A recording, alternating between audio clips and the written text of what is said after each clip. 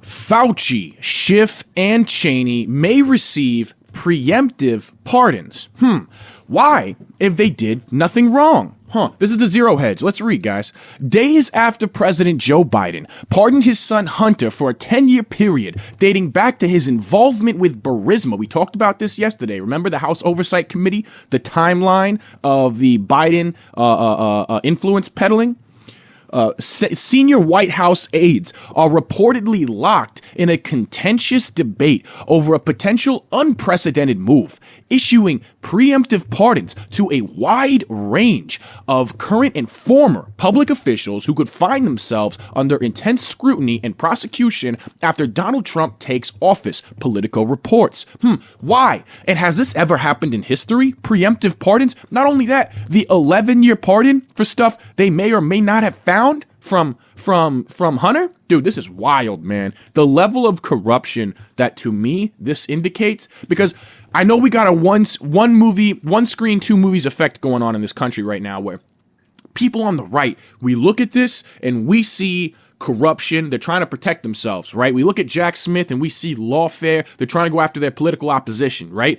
It's reversed on the left. And that's something we have to understand when we're talking to people on the left. We have to understand they're normal people and they've been presented with a narrative that flips everything they're seeing, right? So we have to shift their Overton window back to our perspective to have a constructive dialogue. So make sure you approach people with patience when you're talking about this stuff, because a lot of people are being presented with disinformation and misinformation, and they're not being shown a lot of the stuff that we're shown, right? So when they see this, what they're thinking is, it's Trump who's engaging in the lawfare and political prosecution of their enemies, rather than trying to protect the system from the types of manipulation and abuse that have been being engaged in for the past 9 years by the administrative state. Even before Biden took office, when they were constantly trying to push everything to the Supreme Court and trying to protect. Remember how they had the Supreme Court? They passed via executive order universal healthcare provisions, not the whole bill, but there were certain provisions passed via executive order under the Obama administration that when Trump tried to repeal them, the Supreme Court ordered that those executive orders issued by Obama were like locked in place and unable to be removed via executive order by Trump. So they use the system. Not only that, they had the apparatus of media constantly attacking the entire right the entire time, not only while Biden was in office for 4 years, but the entire 4 years before that, right? So they've been engaging in lawfare and manipulation, right, to convince their base that their base is the one that is under assault from a fascist threat, okay? And so when you guys are seeing this, and when we are talking to each other in our own ecosystem, we got to understand and be aware of the other reverse movie that the left is being exposed to, so that we can talk to them and have a constructive dialogue from where they're coming from, right? And we can bridge that gap. Let's see. Among those discussed for potential pardons are high-profile figures like Senator-elect Adam Schiff, Democrat from California, former Rep. Liz Cheney, and Dr. Anthony Fauci, the former head of the National Institute of Allergy and Infectious Disease. Their justification is that Trump will seek retribution, with their concerns growing more urgent following Trump's announcement last week appointing Kash Patel as FBI director. Kash Patel's a whistleblower. He's there to fix things. He's not there for retribution. That's that one screen, two movies effect. Patel, a staunch ally of Trump, has vowed to pursue the former president's critics, heightening concerns among Biden aides about possible investigations or indictments against officials who have opposed Trump in the past. Okay, this is what they do, right? Because they own the entire media apparatus. So they frame this, right? Every time we are dealing with people who are connected to the corporatist neoliberal establishment, right? And every time they are attempting to protect and further entrench their power structure of corporate lobbyists and regulators that are in that revolving door between corporations and government and our institutions and halls of power, right? Every time they attempt to protect this, they have the media apparatus come in to help frame things, okay? So instead of Trump seeking to solve an issue of rampant corruption in our halls of government, it's seeking retribution. You see what I'm saying? And instead of prosecuting people who have unconstitutionally violated the law, It's using allies to prosecute people who have been opposed to Trump in the past, right? This is how they reframe it to try to give you a certain narrative, okay? They are ignoring the fact that it has nothing to do with people being opposed to Trump.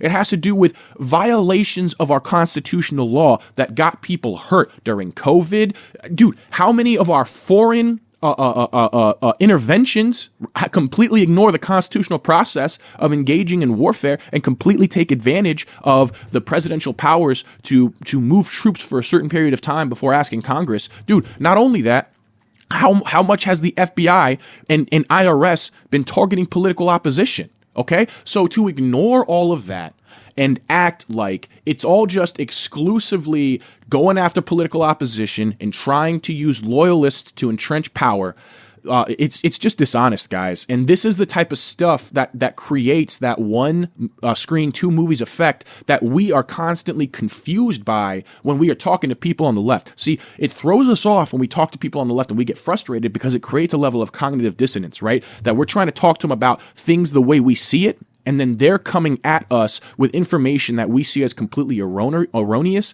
and irrelevant and disinformation, right? So we have to address their concerns in a valid way. We can't dismiss them. We have to sit there when, like Trump, calling fascists very fine people, right? We got to sit there and show them the clip, right? When it comes to Anthony Fauci, right, in the Wuhan lab, we got to sit there and show them the evidence. When it comes to the Biden family influence peddling, right, we got to pull up the House Oversight Committee and show them the timeline and the actual investigations going on, guys. Like, you got to take them seriously and you got to take them at face value. Otherwise, they're taught to believe that we're lying to them and we're trying to manipulate them because we're trying to sit here and subvert the culture, dude. So you got to work past that with patience, guys. Biden aides are deeply divided. According to the report, on one hand, granting preemptive pardons could provide a shield against Trump's promised revenge tour, which he never promised. This framing, they continue pushing this, right? But might also create the appearance of impropriety, effectively validating Trump's accusations of corruption. Additionally, those offered pardons might refuse them, citing innocence or the perception of guilt that could accompany a pardon. Meanwhile, were there any takers on this? Let's see. Missed a chance to make 4x on Biden corruption? Here is a 10x opportunity on Biden pardoning Fauci ahead of the inevitable perp walk. Yeah, dude. Well, here's the thing. Is it even legal? Is it even legal? Wow, yeah, people are cashing out, making a ton of money on these poly markets, but is it even legal to offer these preemptive pardons, right? And a lot of the pardon of Hunter was preemptive. It brings in so many legal questions about the power of presidential pardon that it seems like the Supreme Court is going to have to approach. Otherwise, it's going to be left in a gray zone that's going to be taken advantage of by future administrations. You see what I'm saying? It's wild. End of administration pardons are always politically fraught, but the stakes in this case are uniquely high. Biden's aides have privately discussed the precedent set by President Gerald Ford's 1974 preemptive pardon of Richard Nixon. Wow, which spared the nation further division after Watergate. Democrats like Senator Ed Markey from Massachusetts have invoked that example, suggesting pardons might be necessary to heal polarized nation and protect officials from undue political persecution. Was that a preemptive pardon, though? Okay, so I believe Nixon had been charged, right? That was part. So Nixon was facing impeachment, right, because of the Watergate scandal. So there was already an investigation underway into him, right? And he was either charged or getting ready to be charged. I'm not sure if he was indicted yet. I need to read a little more on the whole Watergate. But the entire issue of the pardon during Watergate came after Nixon resigned during impeachment, didn't it? So is it the same from a legal precedent standpoint? Is the where Nixon's case was at the same as where some of these people are at, where the investigation hasn't even been opened yet, right? That's a really good question. That's something worth looking into. Democrats might be necessary to protect officials from undue political persecution. If it's clear by January 19th that revenge is his intention, then I would recommend to President Biden that he provide those preemptive pardons to people, because that's really what our country is going to need the next year.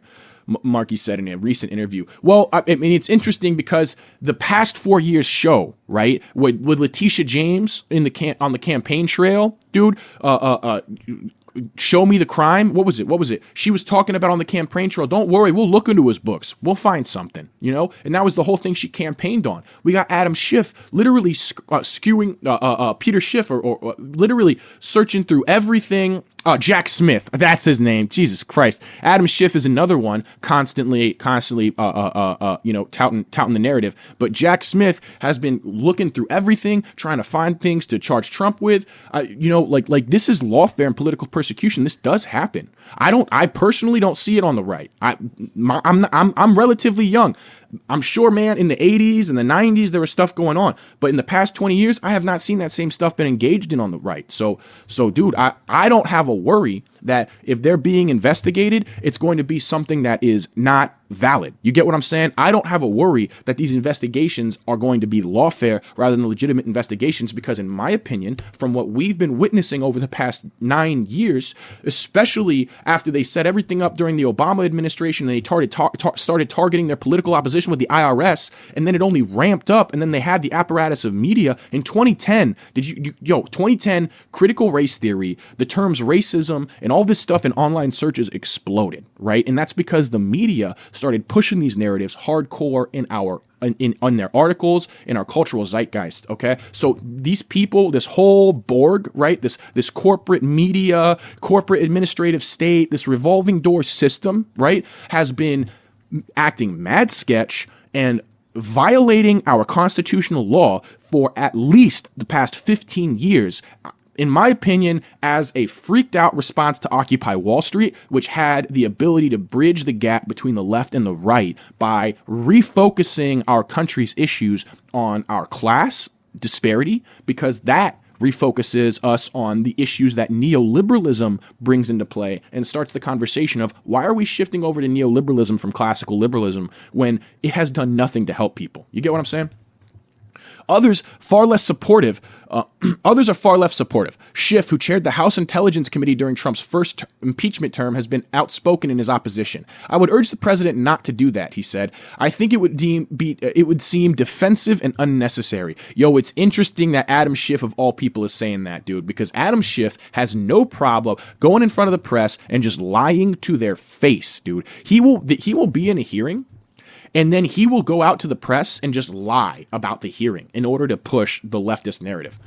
In my opinion, an ex-user Derek Wang notes, preemptive pardon has never been used in history, and I think it will likely be challenged and decided by the Supreme Court. See, why earlier was some politician saying that the preemptive pardon was used during the Nixon to pardon Nixon as a preemptive pardon, but then somebody here is saying it's never been used in history. That's why I think the context around where the investigation was at in terms of Nixon's pardon and the fact that some investigations haven't even been opened into these people to start pardoning them. That's where I think the legal nuances lie into play and where there might be differences between what happened with Nixon and what's going on now.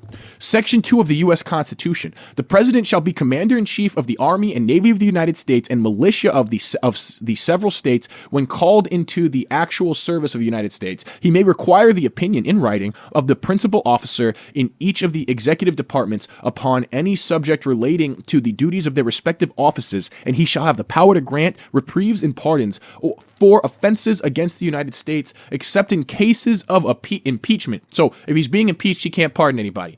That's very interesting. So I can see how that's a check and balance right there. You have if you're not being investigated for a crime, then I guess the idea is to assume innocence and to prevent political persecution from the opposition. But if you are being investigated for a crime, then the intent is, hey, dude, you clearly have broken the law. Something's going on here. We're pausing this. You're not letting anybody go. We're pausing this. I get that. Offenses are not potential offenses. The word clearly indicates that the offenses that are already determined by the court legally, not any potential offenses to be determined by the court. Wow, that is a very important distinction. So, offenses, does that mean investigation started? Does that mean indicted? Do you have to be indicted? Does the impeachment serve legally as some level of indictment? Because I do believe that once the impeachment is over with, the process is you can't prosecute the president, but you can impeach the president. And once the impeachment is successfully concluded, I believe it begins a criminal investigation. Hunter Biden's pardon and the broader clemency debate. Biden's recent pardon of his son Hunter Biden has further complicated White House deliberations. Hunter's sweeping 11-year pardon drew criticism from many within the Democrat Party and intensified pressure on Biden to extend clemency to others. Wow, interesting. Why would it put pressure on him? I guess just, they're like, hey man, I'm tangentially associated with your son. You're gonna leave me hanging out here? House Democrat leader Hakeem Jeffries invoked. Man, was that the dude that pulled the fire alarm, dude? Nah, man, dude, these sketchy Democrats, bro, playing their games and then pretending to fall in line and follow the rules of the system we all agreed to, dude.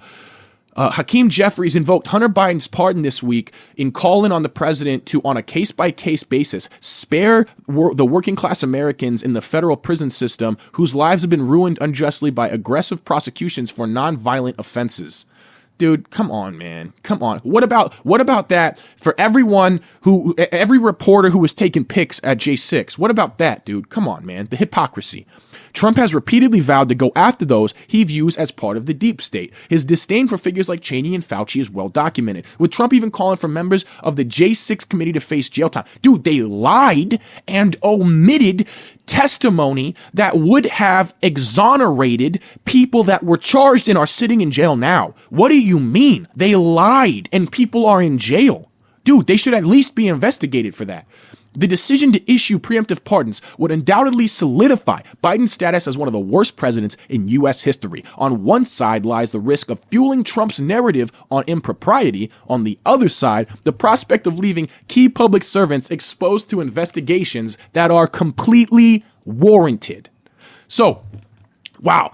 They are scared. They're looking for preemptive pardons. And they looked at Hunter's preemptive pardon and its sweeping pardon. And they were like, you know what? Even if it goes to the Supreme Court, it buys us time. Come on, Biden, please. Adam Schiff, one of the sketchiest dudes in the halls of Congress, in my opinion. It's interesting to see him come out and say, we don't need no stinking pardon because, there's Fauci's face. Oh my gosh. It's interesting to see Adam Schiff go, we don't need no stinking pardon when, dude, he was the one, in my opinion, promoting some of the most blatant lies out there. Next up, we've got the COVID select memo details allegations of wrongdoing and illegal activity by Fauci's senior scientific advisor. Okay, so we're talking about that one screen, two movies effect, guys, and we're talking about how a lot of people on the left are thinking that they just want to prosecute, people on the right just want to prosecute Fauci because he's political opposition and they're trying to go after their political opposition, right? Dude, this is what we do. We got to approach them where they're coming from,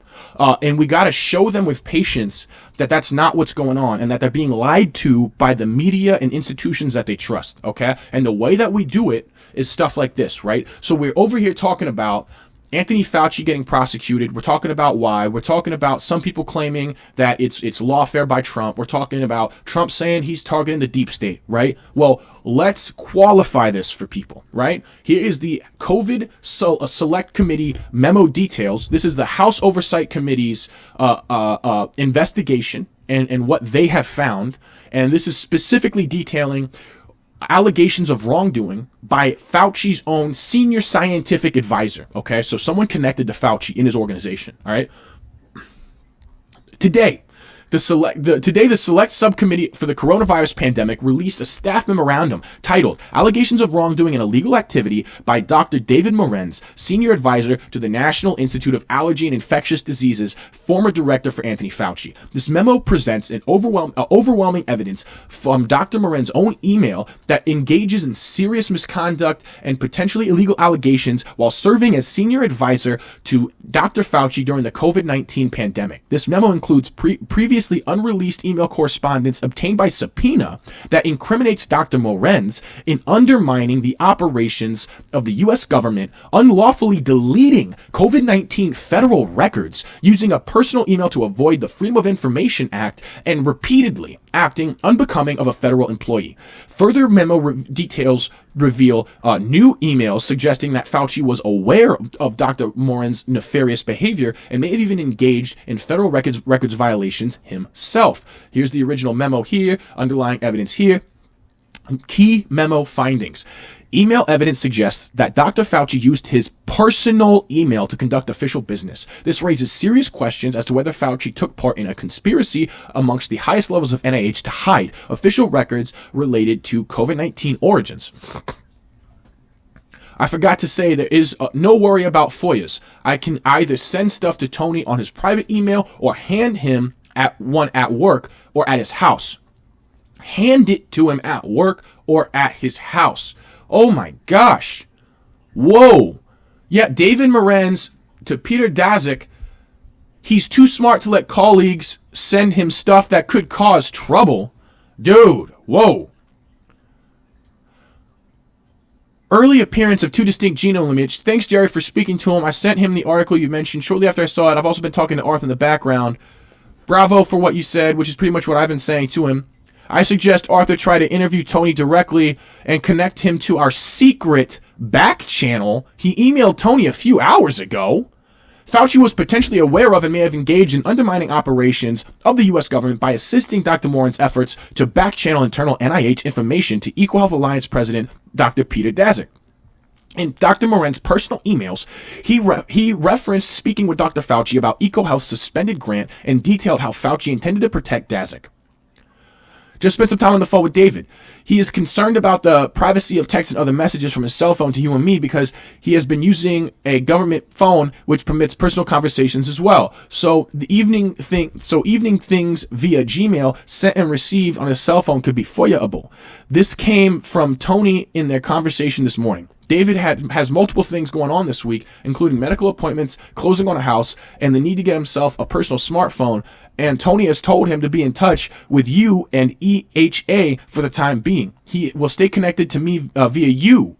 He wanted to reiterate a couple of things. First, on the timeline, make it more specific with dates and details. Getting in touch with STEMI is real important. Be sure he is well informed and acknowledges the timeline communicates you mentioned and is on board because he will certainly be questioned.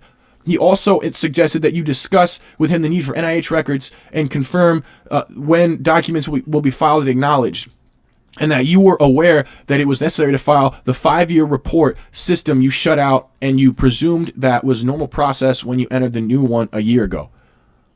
Interesting. Or year one. Interesting. Okay, let's see. I will be meeting with Tony, in person. Peter, from Tony's numerous recent comments to me and from what Francis has been vocal about the past 5 days, they are trying to protect you, which also protects their own reputations. Interesting, dude. Wow. The NIH FOIA official allegedly instructed Dr. Morenz on how to delete federal records. Then Dr. Morenz admitted to deleting his correspondence with Equal Health Alliance in an effort to shield himself from public transparency. Dr. Morenz explains how he is able to make emails disappear and learns the tricks to avoid turning over documents from the head of NIH's FOIA office. My God. You're right. I need to be more careful. As I mentioned once before, I learned from our FOIA lady here how to make emails disappear after I am FOIA'd. But before the search starts, so I think we're all safe. Plus, I deleted most of those earlier emails after sending them to Gmail. Jesus, dude. I learned the tricks last year from an old friend, Marge Moore, who heads FOIA. My gosh. Dr. Morenz routinely instructed others, including Equal Health Alliance Peter Daszak, to correspond with his personal email instead of NIH email in an effort to avoid FOIA. Both my Gmail and phone are now safe. Text is not. I can be FOIA'd, as can my government email. So you and Peter and others should be able to email me on Gmail only. My private email account is where I sent this from, forwarding to myself from my NIH account. Morenz shared confidential internal information that had the potential to undermine the operations of the United States government with his best friend, Equal Health Alliance President NIH and NIH Director Peter Daszak. Oh my gosh, this action is not only highly concerning, but is likely illegal. This in prior email, renew NIAID implementation plan, read last night. Man, dude, Peter, I have a stiff drink before you read, but do not worry, this is the new normal, and there will be no there. Dude, what? And of course Peter Daszak, oh my God, Dr. Morenz asked Daszak for monetary reimbursement, specifically a kickback, for his assistance in editing Equal Alliance grant compliance efforts. And oh my God, dude, thanks for your kind words. And of course there will be a kickback. It starts with 5 more years of FOIA requests. Ahem, do I get a kickback? Too much fucking money. Do you deserve it all? Oh my God. What? Oh my God. And so he's talking about, he's saying stuff that could be considered sexually harassment if he said it directly to a female employee. My gosh, dude. Bro, anyway, yeah, so this is the stuff people need to see. Wow, this is bad. Guys, I got links in the description. Yeah, Fauci needs to be prosecuted. We need to get Dr. Morenz in for some sort of testimony. But anyway, man, that's what I got for you guys today. I got you another segment coming up soon, guys. So thank you so much. If you watched the end of this, please like and subscribe. I appreciate you. And I will see you guys in the next segment.